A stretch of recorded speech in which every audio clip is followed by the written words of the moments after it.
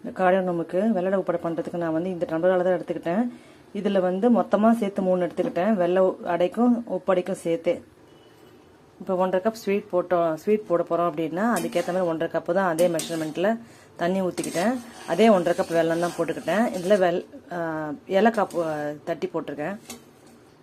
இதுலேயே நம்ம பல்ல கிரிச்ச தேங்காய், அப்புறம் வந்து இந்த வேக வச்சு வச்சுருந்தோம் இல்லையா காராமணி, அதையும் இதுலேயே ஆட் பண்ணிக்கலாம். இப்போயே ஆட் பண்ணிக்கிட்டு கிளறி எடுத்தாச்சு. உப்படை பார்க்கலாம். இப்போது கார அடைக்கு நம்ம என்ன பண்ண போகிறோம், இதுலேயே நம்ம எண்ணெய் வச்சுருக்கலாம். நான் மறந்துட்டு அதனால தனியாக எண்ணெய் வச்சு கருவேப்பிலை கடுகு வெடிக்க வச்சுருக்கேன்.